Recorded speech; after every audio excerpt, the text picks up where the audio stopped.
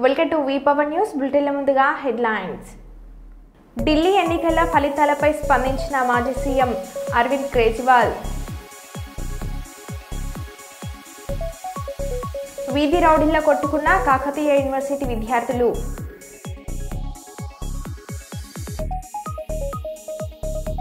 బాలబాలికలు cyber నేరాలపై అప్రమత్తంగా ఉండాలని సూచించిన పాలకుర్తి సీఐ గట్ల మహేందర్ రెడ్డి.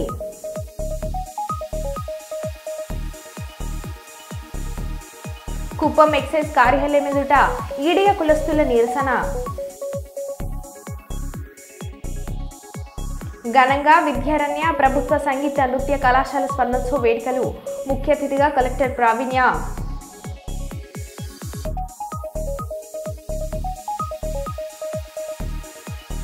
సినిమాలు ఎక్కువగా చూస్తావా, డైలాగులు చెప్తున్నావంటూ గర్భిణీ స్త్రీని టార్చర్ పెట్టిన వైద్యులు.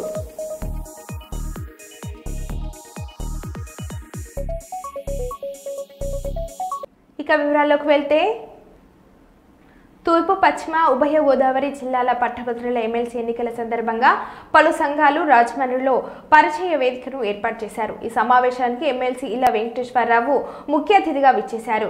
యూటీఎఫ్ స్టేట్ సెక్రటరీ జ్యోతి బసు, మరో సెక్రటరీ అరుణకుమారి ఎమ్మెల్సీ అభ్యర్థి దీట్ల వీర రఘువులను వేదికకు పరిచయం చేశారు. రాఘవులు మాట్లాడుతూ ఈ ఎలక్షన్ జనరల్ ఎలక్షన్ కాదని, పట్టభద్రులకు కేటాయించిందని, పట్టభద్రుల సమస్యలను, కార్మిక సంఘాల సమస్యలను, ప్రజా సమస్యలను శాసన మండలిలో గొంతు వినిపించడం కోసమై పీడీఎఫ్ అభ్యర్థిగా నన్ను నిలబెట్టారే తప్ప రాజకీయాలు చేయాలనే ఉద్దేశంతో కాదని, యూటీఎఫ్ వారికి దూరంగా ఉంటుందని రాఘవులు తెలిపారు. డాక్టర్ బిఆర్ అంబేద్కర్ కోనసీమ జిల్లా కపిలేశ్వరం మండలం అంగార గ్రామంలో నివసిస్తూ ఉపాధ్యాయుడిగా కొనసాగానని, అంతేకాకుండా 47గా ప్రజా సంఘాల పోరాటాలతో భాగస్వామిగా ఉద్యమ జీవితమంతా కొనసాగిందని, మండల స్థాయి నుంచి రాష్ట్ర స్థాయి వరకు ఎన్నో బాధ్యతలు చేపట్టే ఉభయ గోదావరి జిల్లాలో జేఏసీ కన్వీనర్గా ప్రస్తుతం కొనసాగుతున్నానని, పట్టభద్రులందరూ మొదటి ప్రాధాన్యతగా ఓటు వేసి నా బాధ్యతలను మరింత ముందుకు తీసుకువెళ్తారని ఎమ్మెల్సీ అభ్యర్థి దిట్ల వీర రాఘవులు తెలియజేశారు. పనిచేస్తున్న బాధ్యతల్లో ఉన్నాను. మిత్రులారా, రేపు 27వ తేదీన జరగబోతున్నటువంటి శాసన మండలి పట్టభద్రుల ఉభయ గోదావరి జిల్లాల ఎన్నికల్లో నేను పోటీ చేయబోతా ఉన్నాను. నా అభ్యర్థిత్వాన్ని PDF, progressive democratic front and ఉపాధ్యాయ సంఘాలు, ఉద్యోగ సంఘాలు, కార్మిక సంఘాలు, మహిళా సంఘాలు, పెన్షనర్ సంఘం, నిరుద్యోగ సంఘం, మొత్తం విద్యార్థి సంఘాలన్నీ కూడా అభ్యర్థిని బలపరిచినాయి. ఆ రకంగా రేపు 27వ తేదీ జరగబోతున్నటువంటి పట్టభద్రుల నియోజకవర్గం ఎన్నికల్లో పట్టభద్రులందరూ, మేధావులు, విద్యుత్ కలిగినటువంటి వారందరూ కూడా మొదటి ప్రాధాన్యత ఓడించి గెలిపించాల్సిందిగా వారందరికీ విజ్ఞప్తి చేస్తూ ఉన్నాను. ఈ సందర్భంగా శాసన మండలి ప్రవేశం అయిన తరువాత అనేక సమస్యలు, ఉద్యోగుల సమస్యలు, ఉపాధ్యాయుల సమస్యలు, అన్ని సమస్యల్ని ప్రస్తావించి పీడీఎఫ్ ఏదైతే 18 సంవత్సరాలుగా శాసనమండలిలో ప్రస్తావిస్తూ వస్తూ అనేక సమస్యల పరిష్కారానికి పనిచేసిందో ఆ కోవలోనే, ఆ దారిలోనే నడుస్తూ ఆ రకమైన ప్రయత్నం చేయడం కోసం ఈ రాష్ట్రంలో రాజ్యాంగ లక్ష్యాలు పాలనలో నిలుపుకునేటువంటి పద్ధతిలో పీడీఎఫ్ పనిచేస్తున్న దానికి సాక్షిగా నేను కూడా అందులో తోడైపోయేటువంటి ప్రయత్నం చేస్తానని చెప్పి ఈ సందర్భంగా మీ అందరికీ తెలియజేస్తా ఉన్నాను. విద్యారంగంలో ఈరోజు ప్రభుత్వం ఇచ్చిన ప్రభుత్వం ఇచ్చిన కాపాడాల్సిన అవసరం ఉంది. కానీ ఆ ప్రభుత్వం ఇచ్చిన మొత్తం సర్వనాశనం చేసే పద్ధతిలో విధానాలు కొనసాగుతూ ఉన్నాయి. 117 జీవో రద్దు చేస్తామని చెప్పినటువంటి ప్రభుత్వమే ఈరోజు 117 జీవోకి వ్యతిరేకమైన జీవో తీసుకొచ్చి మొత్తం ఎలిమెంటరీ పాఠశాల మొత్తం మూసివేసే పద్ధతుల్లో ఇవాళ విధానాలు తయారు చేస్తూ ఉన్నారు. వీటన్నింటినీ కూడా పీడీఎఫ్గా మేము అక్కడ దాని మీద ప్రస్తావన చేస్తూ పరిష్కారాన్ని కృషి చేస్తామని చెప్పి మీ అందరికీ తెలియజేస్తూ, ఉద్యోగులకు సంబంధించి కూడా ఈరోజు అవుట్సోర్సింగ్ కాంట్రాక్ట్ ఉద్యోగుల్ని ప్రవేశపెడతా ఉన్నారు.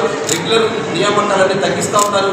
వాళ్ళకి కూడా ఉద్యోగులకు కనీస సౌకర్యాలు లేని పద్ధతుల్లో ప్రభుత్వం ఆలోచన చేస్తూ ఉంది. వీళ్ళ సెక్రటరీ ఎంప్లాయీస్ ఉన్నారు.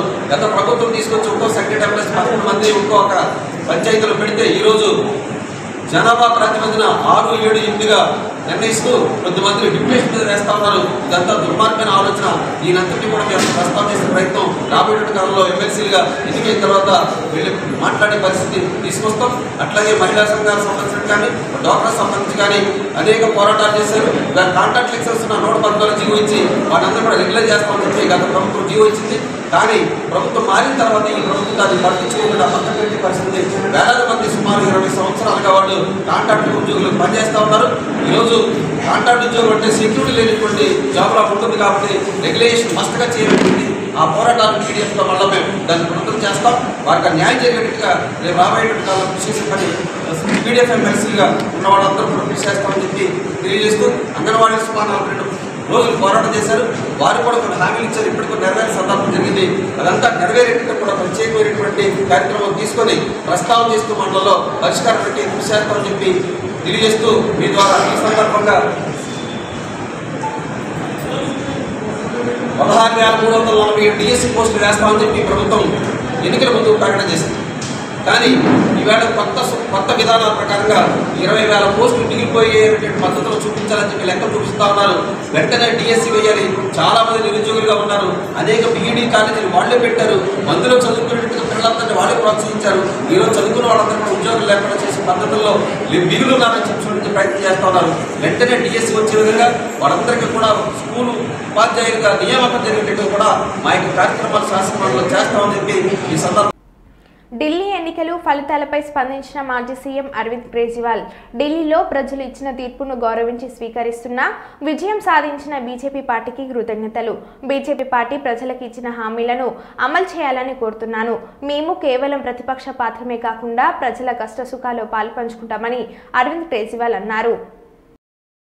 हम पूरी विनम्रता के साथ स्वीकार करते हैं जनता का निर्णय सर माथे पर।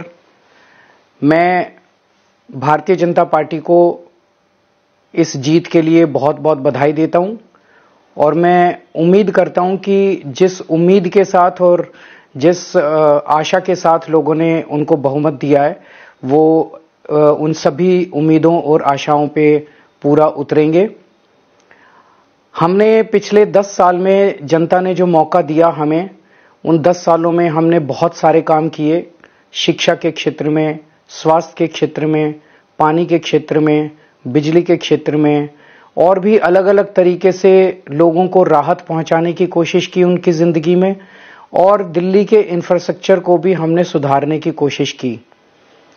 अब जो जनता ने हमें निर्णय दिया है, हम न केवल एक कंस्ट्रक्टिव ऑपोजिशन का रोल निभाएंगे बल्कि हम समाज सेवा, जनता के सुख दुख में काम आना, व्यक्तिगत तौर पे जिसको भी जो जरूरत होगी हम लोगों के सुख दुख में हमेशा काम आएंगे। क्योंकि हम राजनीति में कोई सत्ता के लिए नहीं आए, हम राजनीति को एक जरिया मानते हैं जिसके जरिए जनता की सेवा की जा सके, जिसके जरिए लोगों के सुख दुख में काम आया जा सके। वो काम हम करते रहेंगे और हमें आगे भी इसी तरह से जनता के सुख दुख में काम आना है। मैं आम आदमी पार्टी के सभी कार्यकर्ताओं को बहुत बहुत बधाई देना चाहता हूं। वो बहुत शानदार चुनाव लड़े, बहुत मेहनत की, उन्होंने बहुत कुछ सहा इस पूरे चुनाव के दौरान। उन्होंने बहुत शानदार चुनाव लड़ा। इसके लिए मैं उन सबको, सभी कार्यकर्ताओं को बहुत बहुत बधाई देना चाहता हूं। नमस्कार। నల్గొండ జిల్లా నార్కెట్పల్లి మండలం చెరువుగట్టు శ్రీ పార్వతి జడల రామలింగేశ్వర స్వామి బ్రహ్మోత్సవాలలో భాగంగా ఈరోజు శుక్రవారం అగ్నిగుండాల కార్యక్రమం. తెల్లవారుజామున 5 గంటలకు అగ్నిగుండాలు ప్రారంభోత్సవానికి హాజరైన దేవాదాయ శాఖ ప్రత్యేక అధికారి కృష్ణ, ఆలయ ఈవో శివనామస్మరణతో మారుమోగిన చెరువుగట్టు పరిసరాలు వేలాది సంఖ్యలో పాల్గొన్న శివసత్తులు, భక్తజనం. అగ్నిగుండాల వద్ద భక్తులు ఇబ్బందులు కలగకుండా క్యూ లైన్లో ఏర్పాట్లు, ఎలాంటి అవాంఛనీయ సంఘటనలు జరగకుండా అగ్నిగుండాల వద్ద భారీగా పోలీసుల భద్రత ఏర్పాట్లు. నమస్కారం చేసుకోండి.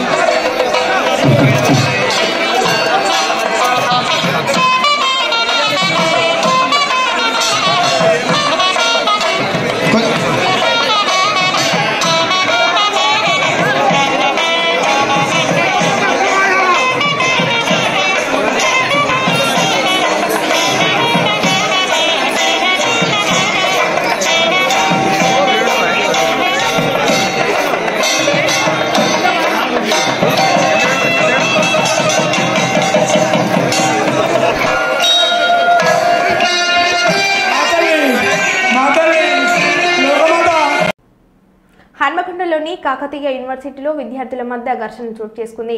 ఇక వివరాల్లోకి వెళ్తే కాకతీయ యూనివర్సిటీలోని మెస్లో సీనియర్ విద్యార్థులను జూనియర్ విద్యార్థులు కోపంగా చూస్తున్నారనే నేపంతో సీనియర్ విద్యార్థులు జూనియర్ విద్యార్థులపై మాకుముడిగా దాడి చేశారు. మేం తక్కువ అంటూ జూనియర్లు సైతం సీనియర్లపై వీధి రౌడీలా విరుచుకుపోవడంతో పలువురు విద్యార్థులకు తీవ్ర గాయాలు అయ్యాయి. వీధి రౌడీలా ప్రవర్తించిన విద్యార్థులపై చర్యలు తీసుకోవాలని కాకతీయ యూనివర్సిటీ అధికారులు స్థానిక యూనివర్సిటీ పోలీస్ స్టేషన్లో ఫిర్యాదు చేసినట్లు సమాచారం.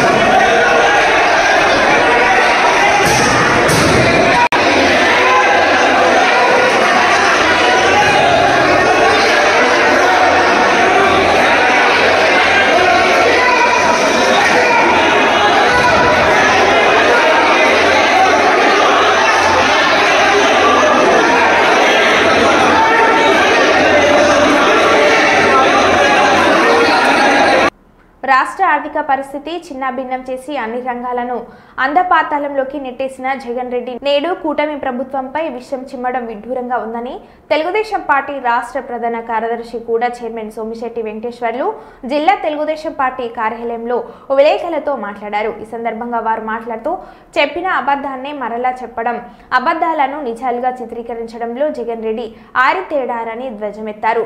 4 సార్లు ముఖ్యమంత్రిగా చేసిన వ్యక్తిని సంబోధించిన తీరు జగన్మోహన్ రెడ్డి సంస్కారహీనుడా అనడానికి నిదర్శనమని చంద్రబాబును ఏకవచనంతో సంబోధించడాన్ని తీవ్రంగా ఖండించారు.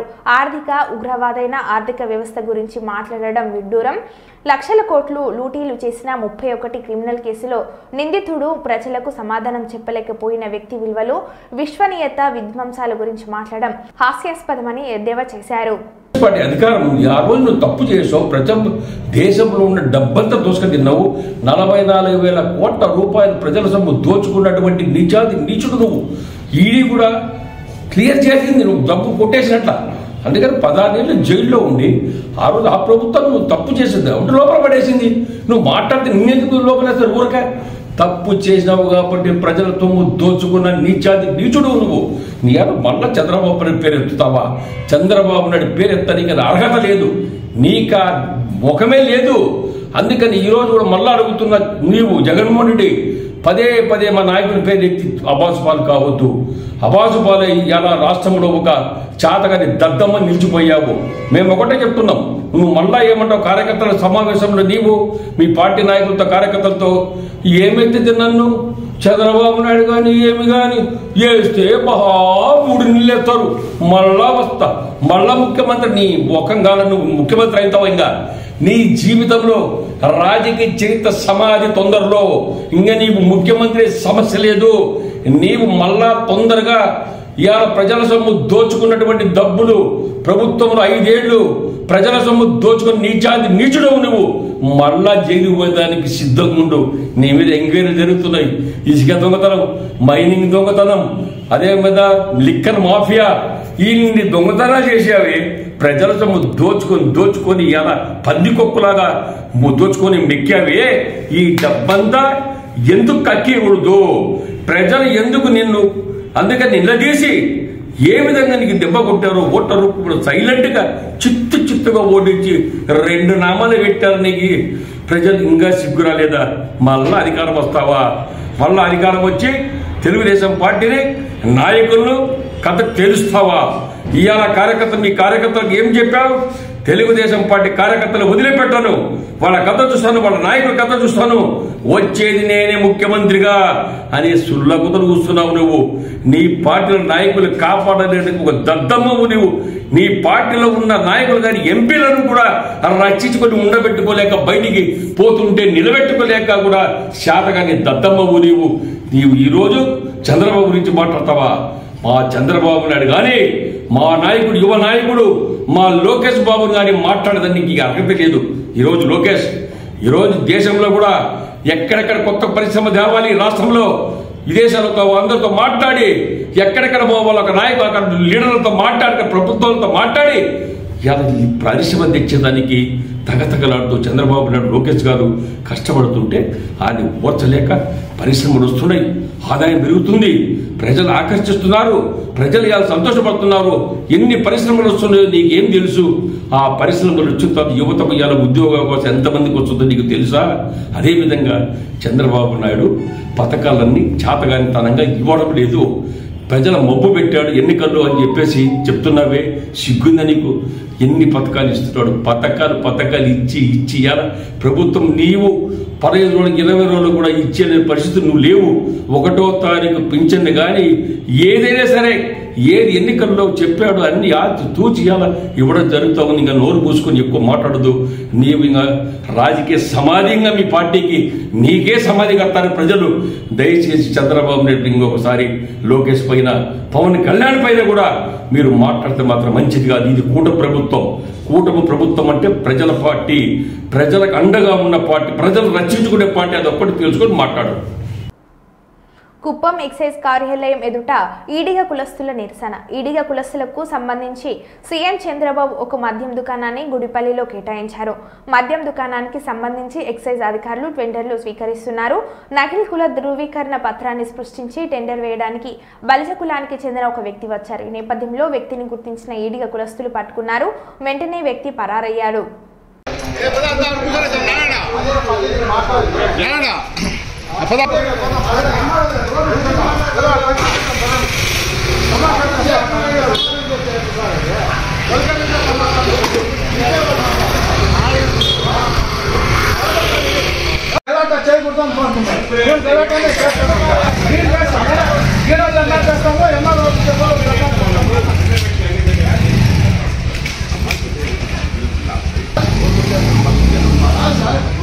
కులానికి మేము ఇవ్వలేదు సర్టిఫికెట్.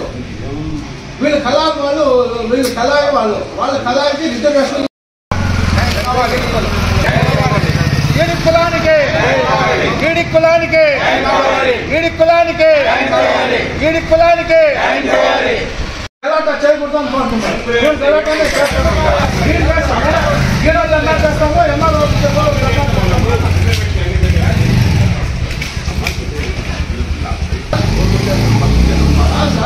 సార్. కులానికి మేము ఇవ్వలేదు సర్టిఫికెట్. వీళ్ళు కళాయి వాళ్ళు, వీళ్ళు కళాయి వాళ్ళు, వాళ్ళ కళాయికి రిజర్వేషన్. ఇప్పుడు మీరు పక్కాగా మీరు ఏ కులానికి సంబంధించిన వాళ్ళు? మీరు ఏం కులానికి సంబంధించిన వాళ్ళు చెప్పప్పా. చెప్తాను లేదా హరీష్ ఎత్తుకొచ్చి ఇస్తాను అట్లా చూసుకున్నారంటే 7 మైలుకున్నారా లేదా 1.5 hour లోపల నేను చూసుకుంటామంటే కుటుంబం ఇంటి మీ ఇంటి దగ్గరికి వచ్చి కూడా ఇంటి దగ్గరికి. కానీ ఇప్పుడు మీరు ఏ కులానికి సంబంధించిన వాళ్ళు? కార్తిక్ మీరు బలిజానా? కాదు హరీష్, హరీష్ నేను చెప్పేది ఒకటి అట్లా కాదు, వచ్చి మాట్లాడతాం. కాదు కాదు కాదు నమస్కారము. ఈరోజు కుప్పం మండలంలో ఈడి కులస్తులకి వచ్చినటువంటి మద్యం షాపులు కేటాయించినారు ఒక షాప్ని. దానికోసం అప్లికేషన్లు ఈడి కులస్తులే వేయాలి.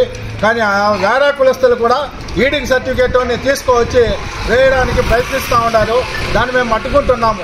ఎట్టి పరిస్థితుల్లోనూ వేరే కులస్తులకి సర్టిఫికేట్ ఇస్తేనూ మేము అడ్డుకుంటాము. దయచేసి వేరే కులస్తులకి సర్టిఫికేట్ ఇవ్వకూడదని తెలియజేసుకుంటున్నాము ఎంఆర్ఓ గారికి. మరొకసారి చెప్తా ఉన్నాం, మాకు ఇది అన్యాయం జరుగుతూ ఉంది. ప్రభుత్వం వారు ఈనాటికి వీడి కులస్తుల్ని గుర్తించి షాప్ కేటాయించినందుకు ఈ నియోజకవర్గంలో ఆ షాపును కూడా వేరే కులస్తులు తన్నుకోకపోవడానికి ప్రయత్నాలు చేస్తూ ఉన్నారు. ఇది చాలా దారుణం, అన్యాయం. దీన్ని ఖండిస్తున్నాం. మా ఈడి కులం తరఫున ఖండిస్తున్నాము. దయచేసి మాకు న్యాయం జరగాలని కోరుకుంటున్నాము. ఈరోజు కార్తిక్ అనే వ్యక్తి, ఆయన కళాల వ్యక్తి, ఆయన ఇంకొక వేరే కులస్తుని తోడుకోవచ్చి అప్లికేషన్ వేయడానికి వచ్చినందుకు మేము అడ్డుకున్నాము.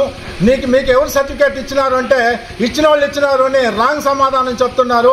మా కులస్తులు, మా కుల సంఘం అధ్యక్షులు ఎవరికి వేరే కులస్తులకి సర్టిఫికేట్ ఇచ్చిన దాఖలాలు లేదు. కాబట్టి దయచేసి దీన్ని గమనించాలని ఎంఆర్ఓ గారికి, జిల్లా కలెక్టర్ గారికి తెలియజేయడం జరిగింది.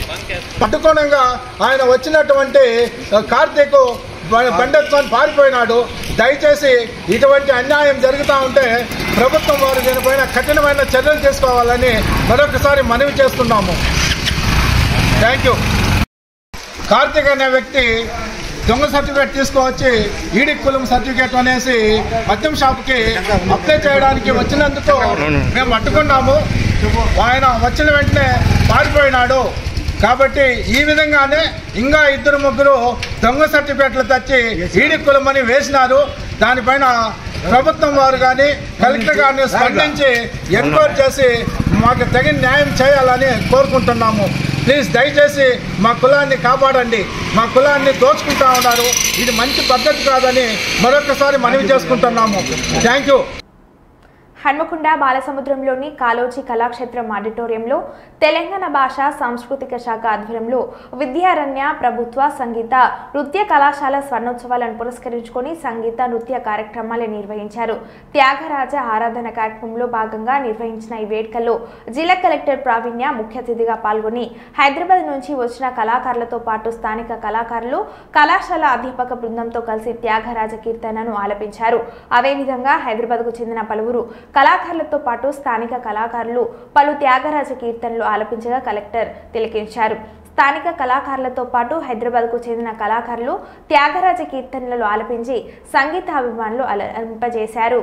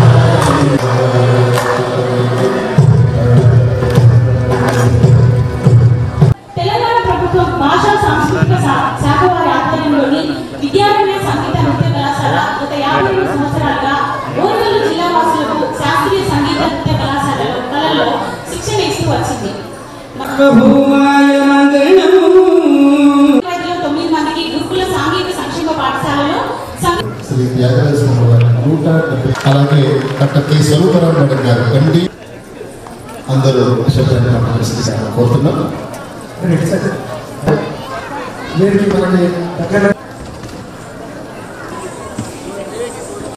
దయచేసి అందరూ కూర్చోవాలి.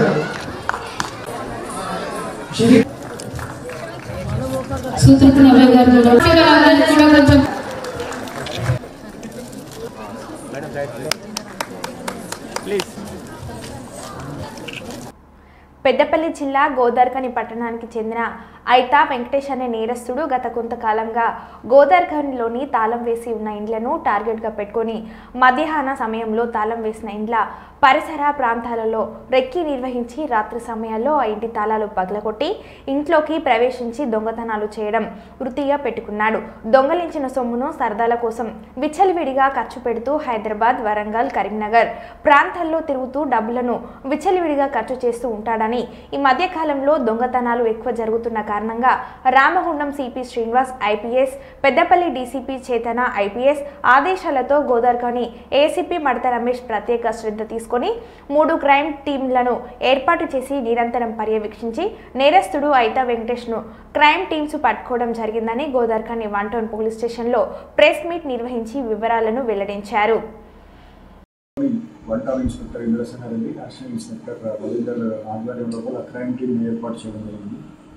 ఈ క్రైమ్ టీం చాలా చాకచక్యంగా ప్రయత్నం చేసి పట్టణంలో జరుగుతున్న దొంగతనాలను పరిశీలించి ఈ దొంగతనాలు పాత నేరస్తుడైన ఐతా వెంకటేష్ అనే అతను చేస్తున్నాడనేది కనిపెట్టి అతన్ని ఈరోజు అరెస్ట్ చేయడం జరిగింది. ఈ దొంగతనాల ద్వారా అతను దగ్గర నుంచి తీసుకున్న సొత్తును కూడా స్వాధీనం చేసుకోవడం జరిగింది. దొంగతనాలతో అతను ఒక కారును కొనుక్కొని జల్సాలకు ఉపయోగించుకునే క్రమం లోపల అతని దగ్గర నుంచి ఒక రెడ్ కలర్ శాంత్రో కారు, తర్వాత 2 మొబైల్ ఫోన్స్, 20,000 క్యాష్ మరియు 130 గ్రాముల వెండి వస్తువులను కూడా స్వాధీనం చేసుకొని అతను ఈరోజు కోర్టులో ప్రవేశపెట్టడం జరుగుతుంది. ఈ సందర్భంగా గోదావరిఖని పట్టణ ప్రజలందరికీ విజ్ఞప్తి ఏంటంటే, మీకున్న విలువైన వస్తువులను వీలున్నంత వరకు బ్యాంకు లాకర్లలో కానీ లేకుంటే సేఫ్ ప్లేస్ లోపల పెట్టుకోవాలి. పోలీసులు సూచించినటువంటి జాగ్రత్తలను పాటించి ఒకవేళ మీరు చాలా రోజులు కనుక దూర ప్రాంతాలకు వెళ్ళేటైతే మా పోలీస్ స్టేషన్లో ఇన్ఫార్మ్ చేసినట్టయితే ఆ చుట్టుపక్కల మేము నిఘా పెట్టడానికి అవకాశం ఉంటుంది. ఇది దయచేసి మాకు కోఆపరేట్ చేయాల్సిందిగా కోరుతాం.